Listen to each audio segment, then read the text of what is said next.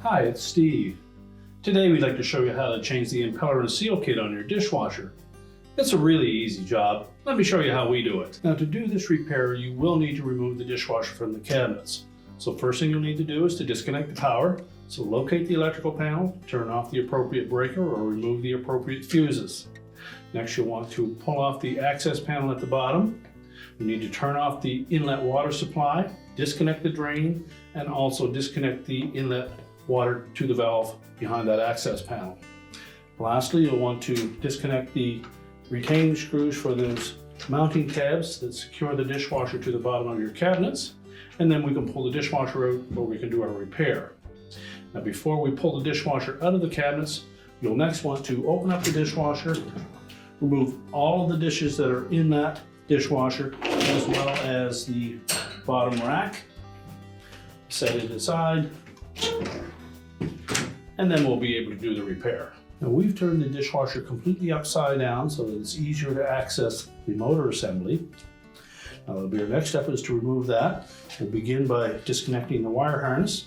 So depress the two locking tabs, one on top and one on the bottom of that harness connector, and pull it out. Then we also need to remove a single retaining bolt on the bottom of that motor. It's a 3/8 hex head on it. So we're going to use a long nut driver.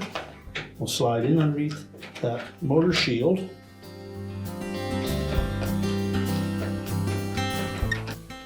And unthread that retaining bolt. And we'll remove the bolt as well as that shield. And we'll set those both aside. Now next, we're going to grasp that motor and we're going to turn it just slightly counterclockwise. Now we'll unlock it from the pump body. And we'll just carefully pull it backwards. It may be a little tight, but it will come out of there. And we're just going to set that aside for a moment. Inspect the inside of that pump chamber, make sure that there's no broken glass or foreign objects in there. Check the base of that chopper blade, make sure all four legs are intact on that. Now we can remove the old impeller from the motor. And if we look at the back of it as we turn that impeller, you will see some fins on that rotor inside the motor that are actually turning. So we're going to take a small flat blade screwdriver and carefully insert it through one of these slotted openings to prevent that from turning. So carefully insert that screwdriver in through the back. Now allow the fins to come up against it. And then while grasping the front of that impeller, we're just going to turn it counterclockwise.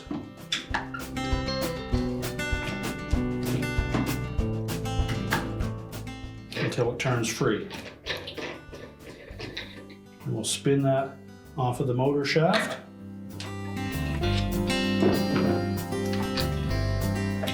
Once we've removed the impeller, we can set that aside.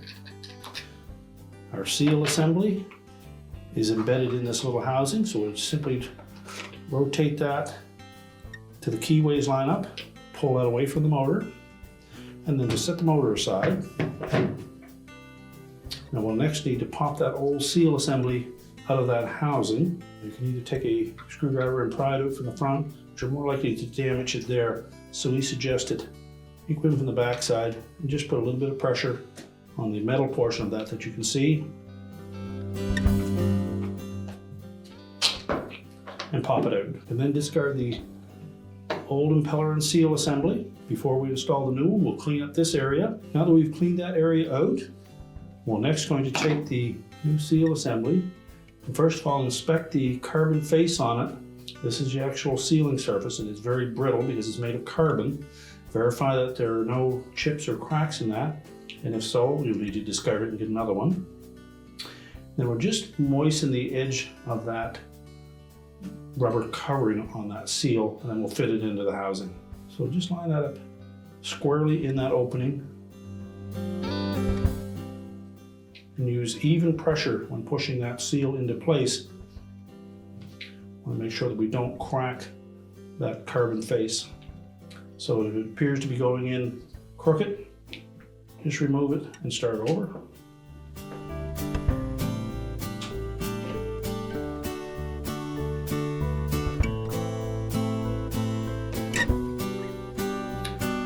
And then inspect it, make sure it's sitting level all the way around.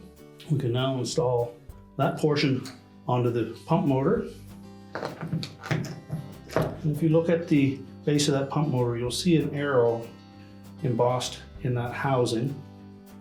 And we're going to line that up with an arrow on the assembly.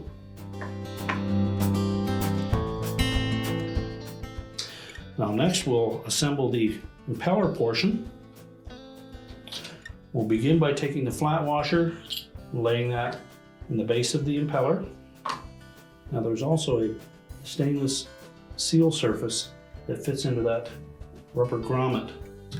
If it's come apart in the packaging, just verify that we have the flat edge facing out. Carefully fit it into that rubber bushing. And then we'll set that into the base of the impeller. And again, we need to make sure that it sits nice and flat.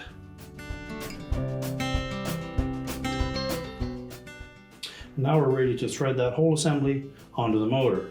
So you can start by hand.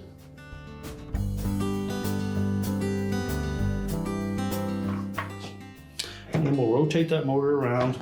Again, we'll use our screwdriver and we'll block those fins while we tighten that impeller from the front. So again, just slide that flat blade screwdriver through the opening on the back. Rotate the motor until you come up against those fins.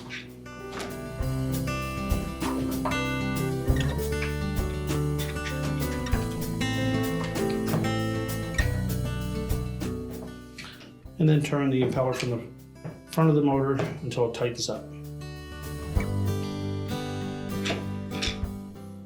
Remove the screwdriver. And now we're ready to put that whole assembly back into the dishwasher.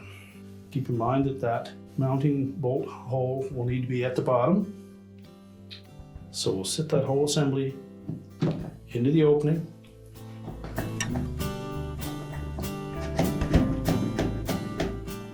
Make sure it's flush. Rotate it clockwise until it locks into position. We can now slide our motor shield into place.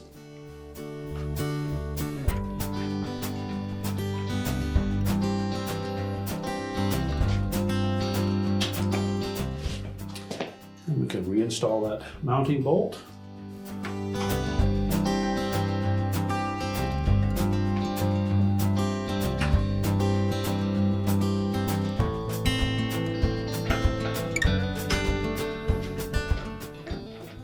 Once we have that bolt through both pieces, and then tighten it. Make sure it's tightened securely. And next, we'll reinstall the wire harness. Fit it into the opening and press it in firmly so that both locking tabs engage.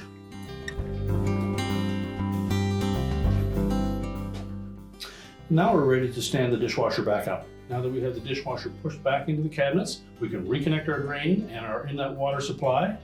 We can also turn on the power, and our repair is complete.